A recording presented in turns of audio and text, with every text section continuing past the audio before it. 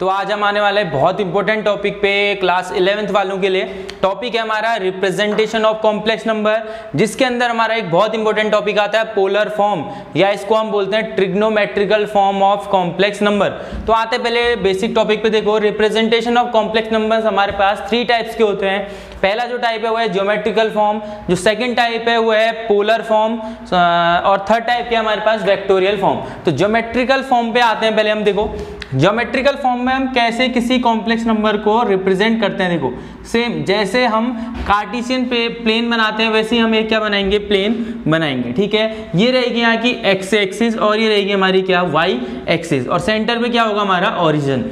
तो complex number जिस plane पे शो होता है उस प्लेन को हम कार्टेशियन प्लेन नहीं बोलते हैं, उसको हम आर्गेंट प्लेन बोलते हैं। ठीक है ना, तो ये जो प्लेन होगा इस प्लेन को हम क्या बोलेंगे, आर्गेंट प्लेन, या हम इसको क्या भी बोल सकते हैं, कॉम्प्लेक्स प्लेन। यानी आपसे ये भी पूछा जा सकता है कि जो ज्योमेट्रिकल रिप्रेजेंटेशन होता है कॉम्प्लेक्स नंबर्स का तो किस प्लेन पे होता है, वो होता है आर्गेंट प्लेन, कॉम्प्लेक्स प्लेन, या इसको गॉसियन प्लेन भी बोल सकते हैं हम, गॉसियन प्लेन। यानी representation of complex number in Argand plane और कॉम्प्लेक्स प्लेन और गॉसियन प्लेन, इस प्लेन का नाम क्या होता है हमारा, आर्गेंट प्लेन। ठीक है, तो अब कैसे हम इसको रिप्रेजेंट करेंगे। देखो हमें पता है पिछली वीडियो में हमने सीखा है कि कॉम्प्लेक्स नंबर हमारा जेड से शो होता है and it is a plus i b. A is real part and b is imaginary part. तो रियल पार्ट क्या हमारा, देखो रियल पार्ट जो हमारा है वो एक्स एक्सिस से रिप्रेजेंट होगा, यानी जो हमारी एक्स एक्सिस है वो हमारा क्या है, रियल पार्ट है, और जो बी है वो हमारी जो वाई एक्सिस है वो हमारे इमेजिनरी पार्ट को शो करेगा। वाई को हम ऐसे लिख सकते हैं, ये इमेजिनरी पार्ट को शो करेगा, और जो एक्स है वो रियल पार्ट को क्या करेगा, हमारा रिप्रेजेंट करेगा। तो यानी एक्स एक्सिस में मैंने कितना आना है, ए डिस्टेंस आना है, तो यहां से मैं कितने डिस्टेंस पे आऊंगा, ए डिस्टेंस पे आऊंगा, और बी डिस्टेंस में कहां ट्रेवल करूंगा, वाई एक्सिस में ट्रेवल करूंगा, तो ये डिस्टेंस हमारी क्या हो जाएगी, बी हो जाएगी। तो यहां पे कोई भी कॉम्प्लेक्स नंबर जिसके कोऑर्डिनेट्स क्या होंगे, real part comma imaginary part, और इसको ज्वाइन हम करेंगे तो ये क्या बन जाएगा, ओ पी, ये हमारा ए प्लस क्या हो जाएगा, आई बी।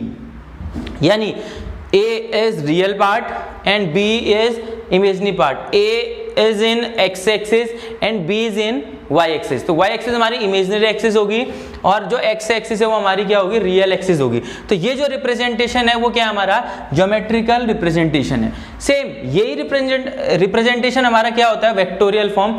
कैसे, देखो वेक्टर के फॉर्म में कैसे डिनोट कर सकते हैं हम, इसको OP बोल सकते हैं। अगर हम इसको OP वेक्टर बोले, किसको बोले OP वेक्टर, इस कॉम्प्लेक्स नंबर को अगर हम OP वेक्टर बोलेंगे तो OP वेक्टर क्या हो जाएगा हमारा, x प्लस आई वाई। ठीक है, या a प्लस आई बी, आप किसी भी फॉर्म में इसको लिख सकते हैं। तो ये रिप्रेजेंट कैसे होता है, a प्लस आई बी या x प्लस आई वाई।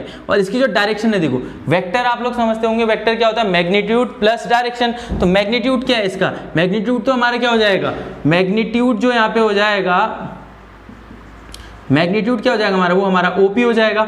O से P तक की जो डिस्टेंस है वही हमारा मैग्नीट्यूड है। इसी मैग्नीट्यूड को हम क्या बोलते हैं, जेड मॉड ऑफ क्या बोलते हैं, जेड बोलते हैं। या हम और साथ में क्या आता है, वेक्टर फॉर्म में डायरेक्शन आती है। डायरेक्शन क्या है इसकी, O2P, तो हम इसको OP वेक्टर से भी रिप्रेजेंट कर सकते हैं। ठीक है ना, तो रिपीट कर रहा हूं, देखो हमारा था first geometrical representation, x axis real part को शो करेगा और वाई एक्सिस इमेजिनरी पार्ट को शो करेगी, और जो ये OP बनेगा वो हमारा क्या होगा, A प्लस आई बी, यानी कॉम्प्लेक्स नंबर। अगर हम इसको O2P डायरेक्शन में कन्वर्ट करते हैं तो ये हमारा किस फॉर्म में हो जाएगा, वेक्टोरियल फॉर्म हो जाएगा।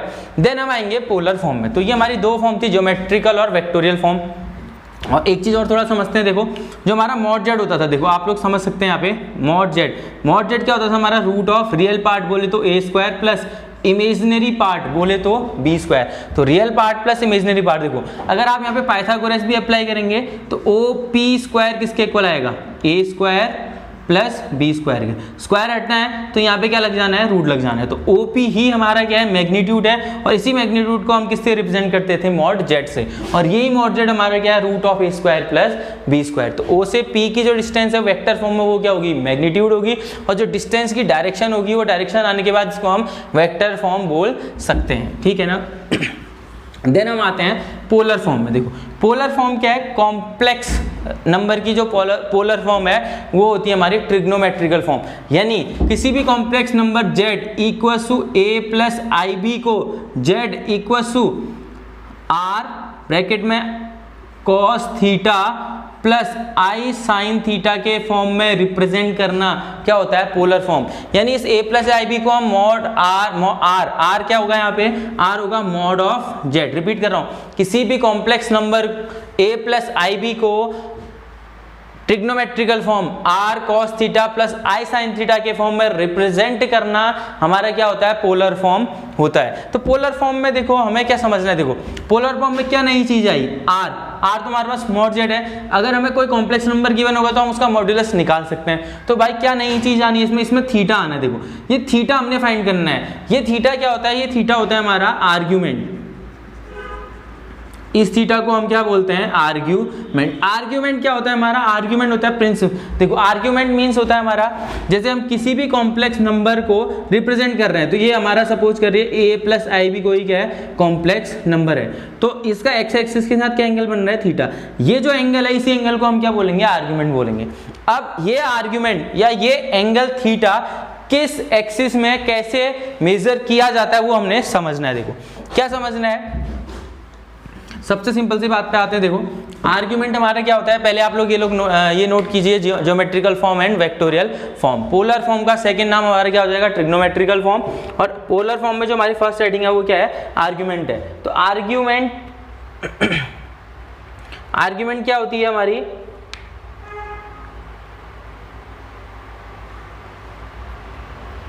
देखो आर्ग्यूमेंट, अब हमारा काम है आर्ग्यूमेंट फाइंड करना। मैंने आपसे बोला है कि हमने क्या फाइंड करना है, आर्ग्यूमेंट। आर्ग्यूमेंट हमारा होता है क्या, थीटा। तो ये थीटा हमने कैसे फाइंड करना है इसको समझते हैं। आर्ग्यूमेंट की तरफ हम आते हैं। देखो हमारे पास चार टाइप से केस बन सकते हैं। देखो पहला केस क्या बन सकता है, हमारा जो कॉम्प्लेक्स नंबर है वो a प्लस आई बी ऐसा हो, ये हमारी एक्स एक्सिस हो जाएगी और ये क्या हो जाएगी, y एक्सिस। ठीक है, ये y dash and it is x dash. तो जो ये हमारी ये है a प्लस आई बी है, तो यहाँ पे एंगल क्या बन रहा है हमारा, थीटा बन रहा है। ठीक है ना, ये हमारा फर्स्ट क्वाड्रेंट के लिए बात होगी। जब हम सेकंड क्वाड्रेंट में बात करेंगे, सेकंड क्वाड्रेंट में ये एंगल हमारा बनेगा। अगर ये एंगल हमारा कितना रिवॉल्व हो रहा है अल्फा, तो हम तो टोटल इतना रिवॉल्व हो गए, तो हमारा कितना हो जाएगा, टोटल होता था पाई, तो ये हो जाएगा पाई माइनस अल्फा। ये कौन सा केस है, जब हमारा कॉम्प्लेक्स नंबर सेकंड क्वाड्रेंट में आएगा। सेकंड क्वाड्रेंट मींस देखो यहाँ पे जब ए भी पॉजिटिव और बी भी क्या हो जाएगा, पॉजिटिव, तो फर्स्ट क्वाड्रेंट में आएगा।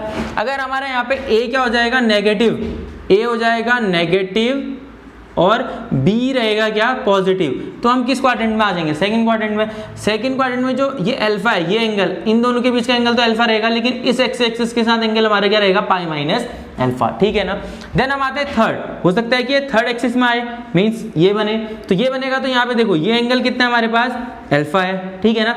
अब देखो दो तरीके, एक तो मैं इतना रिवॉल्व करके आ सकता हूँ और एक मैं छोटा सा ये रिवॉल्व करके आ सकता हूँ। ये कितना रिवॉल्व हो, ये टोटल कितना आ रहा है, पाई, समझना, ये टोटल कितना आ रहा है, पाई, और इस पाई में ये अल्फा माइनस करूंगा तो कितना हो रहा है, पाई माइनस अल्फा। लेकिन क्या हम एंटी क्लॉकवाइज डायरेक्शन में आए, नहीं, हम किस डायरेक्शन में आए हैं, क्लॉकवाइज। क्लॉकवाइज डायरेक्शन में एंगल क्या होता है, ट्रिग्नोमेट्री में पढ़ाया गया आपको माइनस टाइम्स, तो ये क्या हो जाएगा, minus of pi minus alpha. Then हम आते हैं फोर्थ क्वाड्रेंट पे। अगर हमारा फोर्थ क्वाड्रेंट में कॉम्प्लेक्स नंबर बनता है तो वो ऐसा कुछ होगा, a प्लस आई बी। तो अगर ये एंगल हमारा क्या है, अल्फा, तो मैं ऐसे ही तो रिवॉल्व करूंगा। ये कौन सी डायरेक्शन थी, ये तो क्लॉकवाइज थी, तो क्लॉकवाइज में जो एंगल है वो हमारा क्या रहेगा, नेगेटिव रहेगा। ठीक है ना।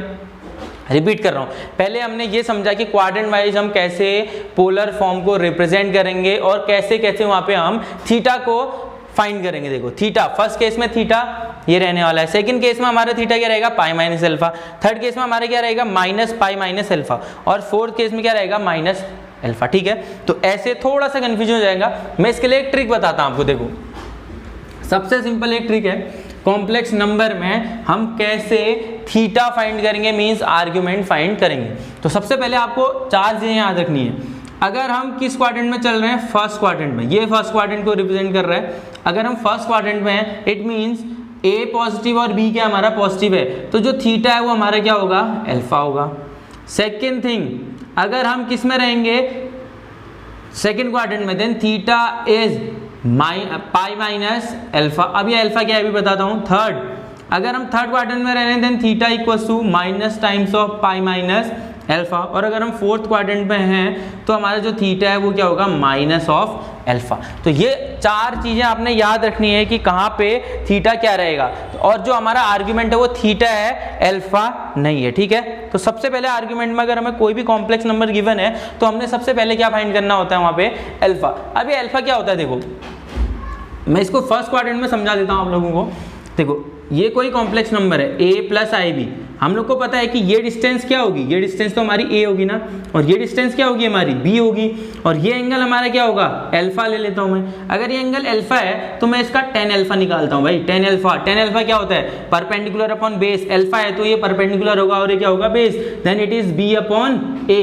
b बोले तो क्या है, tan अल्फा इक्वल्स b क्या है, इमेजिनरी पार्ट है ना, इमेजिनरी पार्ट ऑफ क्या है, z, और अपॉन में इमेजिनरी पार्ट ऑफ ये क्या आया, सॉरी अपॉन में a क्या है, रियल पार्ट ऑफ z, ठीक है ना। तो tan अल्फा फाइंड करेंगे, सबसे पहले हम क्या फाइंड करेंगे, tan अल्फा, और ये tan अल्फा क्या होगा, imaginary part upon real part, और इसको भी आप लोग किसमें लेके चलेंगे, मॉड में। मॉड में लेने का रीजन हमारा एंगल क्या आएगा, नेगेटिव नहीं आएगा, पॉजिटिव, यानी हमने पहले ये एंगल अल्फा फाइंड करना है। जैसे हमने यहाँ पे बनाया था तो ये अल्फा था, अगर हमने यहाँ बनाया तो हम ये अल्फा फाइंड करेंगे, अगर हमने यहाँ बनाया तो हम इसको अल्फा बोलेंगे, ये अल्फा फाइंड करना है पहले, अगर यहाँ बनना है तो ये अल्फा फाइंड करना है, देन हमने इनको क्वाड्रेंट वाइज फिर डिस्ट्रीब्यूट करके थीटा की वैल्यू क्या करनी है, फाइंड करनी है। तो ये चीजें आपको थोड़ा सा क्वेश्चन में करते हुए समझ में आएंगी कि क्या हमने करना होगा क्वेश्चन में, कैसे हम इसको पोलर फॉर्म में कन्वर्ट करेंगे। तो एक बार थोड़ा सा मैं टॉपिक रिपीट करता हूँ। 3 टाइप से हमारा क्या होता है रिप्रेजेंटेशन, पहला ज्योमेट्रिकल फॉर्म स्टार्ट कर लिया हमने, फिनिश भी कर लिया। वेक्टोरियल फॉर्म, डायरेक्शन देनी है, OP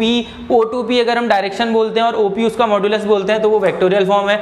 और अगर हम पोलर फॉर्म की बात करते हैं, अगर हम उसको कॉस थीटा और साइन थीटा के फॉर्म में अगर हम कन्वर्ट कर पाते हैं तो उस फॉर्म को हम क्या बोलेंगे, polar form of complex number.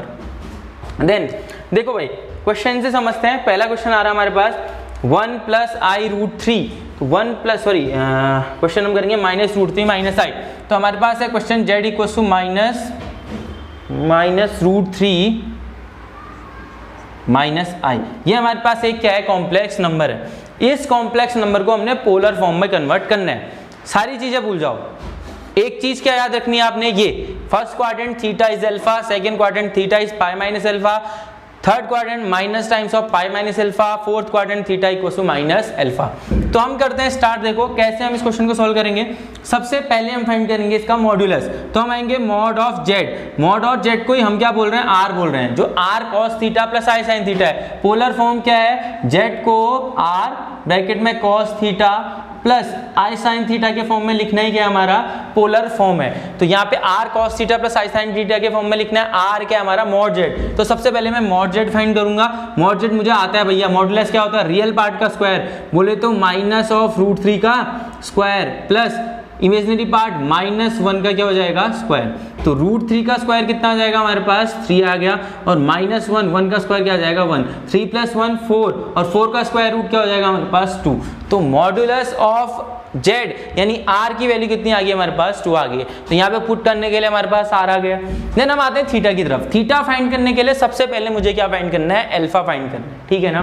तो अल्फा के लिए क्या बोला था मैंने आपको फॉर्मूला, तो हम स्टार्ट करेंगे सिंस tan अल्फा के लिए हमने आपको फॉर्मूला लिखा है, और tan अल्फा क्यों, इमेजिनरी पार्ट ऑफ जेड और अपॉन में रियल पार्ट ऑफ जेड होता है, ये मैंने आपको वहां पे शो कर लिया है। और यहाँ पे हम मॉड क्यों लगाएंगे ये भी आपको बता दिया ताकि हमारा एंगल नेगेटिव ना आए, और नेगेटिव आने से वो थर्ड फोर्थ क्वाड्रेंट में पहले ना पहुंचे, थर्ड फोर्थ में हम अपने अकॉर्डिंग उसको लेके जाएंगे। tan alpha equals to imaginary part upon real part. Imaginary part कितना है भैया, यहाँ पे देखो आई के साथ -1, तो mod of -1 upon real part -√3, तो माइनस से माइनस क्या हो जाएगा, कैंसिल, और मॉड के साथ ही क्या वैल्यू आ जाएगी, 1/√3। तो tan अल्फा कहाँ पे 1/√3 होता है भैया, tan alpha equals to 1/√3 means 10 कहाँ पे होता है 1/√3, 10 30 डिग्री पे होता है, और 30 डिग्री को हम क्या लिखते हैं, π/6। तो यहाँ से आपको अल्फा कितना मिल गया, π/6 मिल गया। तो अल्फा की वैल्यू हमारे पास कितनी आ गई है, π/6 आ गई। तो अल्फा अगर हमारे पास π/6 आ गया तो हम क्या फाइंड करेंगे, हम पहले ये देखेंगे कि ये हमारा कॉम्प्लेक्स नंबर किस क्वाड्रेंट में आ रहा है। तो हम लिखते हैं सिंस जेड बोले तो कॉम्प्लेक्स नंबर लाइज इन, अब मैं आपको बताता हूं कैसे क्वाड्रेंट चेक करना। देखो एक्स भी माइनस में और y भी माइनस में, या बोले तो a भी माइनस में b भी माइनस में। a क्या था, x एक्सिस का कोफिशिएंट, और b क्या था, y एक्सिस का कोफिशिएंट। तो जब दोनों नेगेटिव कहाँ पे होता है, हमें पता है ना दोनों नेगेटिव, यहाँ पे क्या होता है plus, plus, coordinates plus plus होते हैं, यहाँ पे क्या होते हैं माइनस कॉमा प्लस, यहाँ पे क्या होते हैं दोनों के दोनों क्या रहते हैं माइनस, और यहाँ पे क्या होता है x क्या रहता है पॉजिटिव और y क्या रहता है नेगेटिव। तो हम दोनों माइनस में चलने, देखो माइनस और माइनस, तो थीटा कहाँ लाई कर रहा है हमारा, z कहाँ लाई कर रहा है हमारा थर्ड क्वाड्रेंट में, since z lies in third quadrant, Z अगर हमारा थर्ड क्वाड्रेंट में लाई करेगा तो भैया थीटा यानी आर्ग्यूमेंट क्या था थर्ड क्वाड्रेंट में, आर्ग्यूमेंट हम theta equal to minus pi minus alpha लेके चलेंगे, और माइनस पाई माइनस एल्फा, ये एल्फा कितना है पाई बाई 6, तो कितना हो जाएगा 6 into pi 6 pi minus pi, देखो 6 into pi 6 pi minus pi 5 pi by 6, और साथ में माइनस है तो माइनस 5 पाई बाई कितना हो जाएगा 6। तो हमारे पास यहाँ पे थीटा की वैल्यू कितनी आ गई भैया, थीटा की वैल्यू आ गई हमारे पास माइनस 5 पाई बाई 6। तो जब हमारे पास थीटा आ गया है, आर आ गया है, तो हम सीधे सीधे किसको जेड को किस फॉर्म में लिख सकते हैं पोलर फॉर्म में। तो हेंस जेड इक्वल टू कितना हो जाएगा, यहीं पे लिख ले रहा हूं मैं, जेड कितना हो जा रहा है हमारे पास, जेड इक्वल टू क्या होता है आर बोले तो कितना आ गया 2, और ब्रैकेट में क्या आ जाएगा कॉस, और थीटा के प्लेस में हम क्या पुट कर लेंगे थीटा की वैल्यू, थीटा कितना है, थीटा हमारे पास है माइनस 5 पाई बाई 6, और यहाँ पे क्या आ जाएगा प्लस आई साइन, और थीटा के प्लेस में क्या आ जाएगा 5 पाई बाई 6, वो भी किस में होगा माइनस में होगा। तो ये हमारा जेड किस फॉर्म में से हो गया है पोलर फॉर्म में, यानी कॉस और साइन के फॉर्म में रिप्रेजेंट हो गया है, तो इसको हम क्या बोलेंगे इसकी पोलर फॉर्म। तो आपको एक क्वेश्चन से थोड़ा बहुत तो समझ में आ गया होगा। चलिए एक क्वेश्चन और थोड़ा स्पीड में करते हैं, पैटर्न थोड़ा थोड़ा आपको समझ में आ रहा होगा, तो एक क्वेश्चन और लेके चलते हैं। क्वेश्चन है जेड, हमारे पास जो कॉम्प्लेक्स नंबर हो कैसे गिवन है, देखो Z equal to root three minus two root three minus 2i। तो क्वेश्चन हमारे पास 2 रूट 3 माइनस 2i। तो सबसे पहले मैंने आपसे बोला हम क्या फाइंड करेंगे mod Z is root of real part का स्क्वायर, थोड़ा शॉर्ट करता हूं, देखो रियल पार्ट का स्क्वायर 2 का स्क्वायर 4 और रूट 3 का स्क्वायर 3, 4 3 जा 12, और 2 का स्क्वायर 4 प्लस कितना हो जाएगा 4 प्लस 12 16 का स्क्वायर रूट कितना हो गया भैया 4। तो मॉड जेड यानी आर हमारे पास आ गया है, तो यहाँ पे आर इक्वल टू कितना लिख सकता हूँ मैं 4, कोई दिक्कत नहीं है। देन अब हम आते हैं टेन अल्फा पे, सिंस टेन अल्फा के लिए मुझे फॉर्मूला पता है भैया, टेन अल्फा इक्वल टू क्या होता है mod of imaginary part of Z upon real part of Z. What is imaginary part is -2, और what is real part is 2 root 3, 2 से 2 हम क्या कर लेंगे कैंसिल, तो ये -1/√3 बन जाएगा। देन टेन अल्फा कितना बन गया हमारा, tan alpha equal two plus में मॉड है तो माइनस क्या हो जाएगा प्लस में, तो प्लस 1/√3। अगर टेन अल्फा हमारा 1/√3 आ रहा है तो हमारा अल्फा कितना आएगा भैया, अभी तो आया था 1/√3 होता है 30 पे, और 30 को हम लिखते हैं π/6, तो अल्फा की वैल्यू तो आ गई हमारे पास कितनी π/6। अगर अल्फा π/6 है तो हमने क्या चेक करना है, सिंस जेड कहाँ लाई कर रहा है ये देखना हमने, जेड लाइज इन कहाँ लाई कर रहा है बोलूंगा, देखो ये प्लस है ये माइनस है, कहाँ होते हैं कोऑर्डिनेट्स प्लस और माइनस, ये क्या होता था प्लस प्लस, यहाँ क्या होता था x जाएगा नेगेटिव, y किस में आएगा प्लस में, यहाँ दोनों के दोनों क्या होंगे नेगेटिव, और यहाँ क्या होगा देखो x है प्लस में, y है किस में नेगेटिव में, तो प्लस और माइनस तो लाइज इन फोर्थ क्वाड्रेंट, तो ये कहाँ लाई कर रहा है फोर्थ क्वाड्रेंट में लाई कर रहा है। अगर ये फोर्थ क्वाड्रेंट में लाई कर रहा है तो हमारा थीटा क्या होगा भैया, थीटा क्या था minus alpha, then theta equal to minus times of alpha यानी -π/6। तो हमारा पोलर फॉर्म क्या हो जाएगी, पोलर फॉर्म ऑफ जेड क्या लिखते हैं हम आर के प्लेस में कितना आ गया 4, और ब्रैकेट में क्या होता था कॉस थीटा बोले तो -π/6 और प्लस आई, साथ में यहाँ पे कितना आ जाएगा साइन π/, माइनस में वो भी -π/6। तो ये हमारी इसकी क्या हो गई पोलर फॉर्म। एक बार देख लीजिए आप लोग कैसे कैसे हमने इस क्वेश्चन को क्या किया है सॉल्व किया है, ठीक है ना।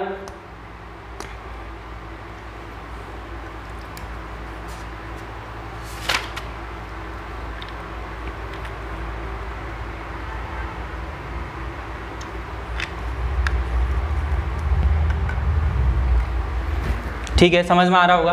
देन हम आते हैं एक और क्वेश्चन पे, देखो एक और एग्जांपल मैं आपके पास लेके चलता हूँ। z इक्वल टू 1 + i, थोड़ा स्पीड में, z इक्वल टू 1 + i, थोड़ा जल्दी से। सबसे पहले क्या फाइंड करूंगा r बोले तो मॉड z बोले तो रूट ऑफ रियल पार्ट यानी 1 का स्क्वायर 1 प्लस इमेजिनरी पार्ट 1 का स्क्वायर 1, तो ये कितना आ गया 2 आ गया, ठीक है ना।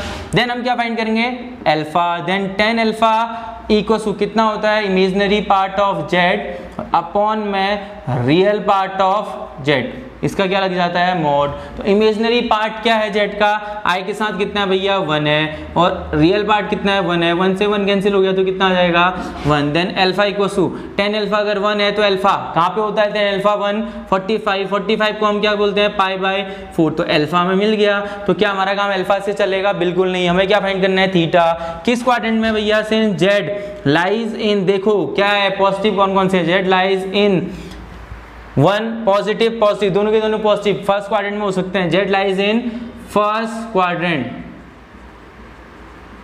दोनों के दोनों हमारे कहाँ लाई कर रहे हैं, फर्स्ट क्वाड्रेंट में। अगर z हमारा फर्स्ट क्वाड्रेंट में लाई कर रहा है तो हम थीटा को क्या लिखेंगे, थीटा इज अल्फा, उसके इसमें थीटा ही क्या है, अल्फा है, तो थीटा इक्वल्स टू कितना हो जाएगा π/4। कोई दिक्कत नहीं है, थीटा की वैल्यू आ गई भैया मेरे पास। अगर मेरे पास थीटा की वैल्यू आ गई है तो मैं पोलर फॉर्म तो फाइंड कर ही सकता हूँ ना। What is polar form, polar form क्या होती है हमारी, z इक्वल्स टू r बोले तो कितना √2 और ब्रैकेट में कितना cos, थीटा के प्लेस में कितना π/4 प्लस i साइन कितना π/4, ये हमारी इसकी क्या हो गई है, पोलर फॉर्म हो गई है। तो सिंपल सा है भैया, सबसे पहले हमने क्या करना है, मॉड्यूलस फाइंड करना है। मॉड्यूलस फाइंड करना में आ गया है क्योंकि हमने पहले भी मॉड्यूलस के क्वेश्चंस किए हुए हैं। देन हम आएंगे tan अल्फा के फॉर्मूले पे, और अगर हमें tan अल्फा पता है तो tan अल्फा के बाद हम क्या फाइंड करेंगे, थीटा। थीटा क्या होता है, क्वाड्रेंट वाइज एंगल को हम क्या बोलते हैं, थीटा बोलते हैं। थीटा फाइंड करने के बाद हम क्या करेंगे, इसका क्या फाइंड करेंगे, आर्गुमेंट फाइंड करने के बाद हम इसकी पोलर फॉर्म लिख देंगे। तो चलिए एक लास्ट और क्वेश्चन करते हैं, बाकी क्वेश्चन आपको एनसीईआरटी सॉल्यूशन की वीडियो में मिल जाएंगे। तो एक और क्वेश्चन है, थोड़ा सा समझते हैं। क्वेश्चन क्या है, पोलर फॉर्म अपनी करनी है कन्वर्ट। पोलर फॉर्म देखो, आपके यहाँ क्वेश्चन ऐसा भी आ सकता है, find the polar form of z equals to 1 + i upon 1 - i, 1 + i upon 1 - i की हमने क्या फाइंड करनी है, पोलर फॉर्म।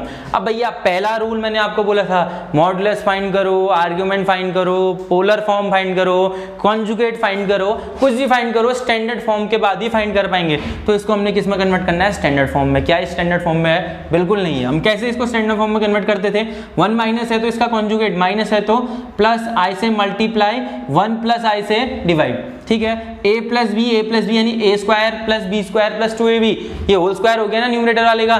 तो a² में 1 का स्क्वायर 1 प्लस i का स्क्वायर i² और 2ab में 2i, और डिनोमिनेटर में क्या भैया, a - b a + b, a² - b², 1 का स्क्वायर 1 माइनस i का स्क्वायर कितना हो जाएगा, i²। तो सॉल्व करते हैं, i² इज -1 और +1 क्या हो गया, कैंसिल। न्यूमरेटर में आ गया 2i, i² की वैल्यू -1 माइनस माइनस प्लस, तो 1 + 1 कितना 2, 2 से 2 क्या हो गया, कैंसिल। तो ये क्या बन गया भैया, i बन गया। तो हमारा जो कॉम्प्लेक्स नंबर है उसकी स्टैंडर्ड फॉर्म क्या बन गई, 0 + i।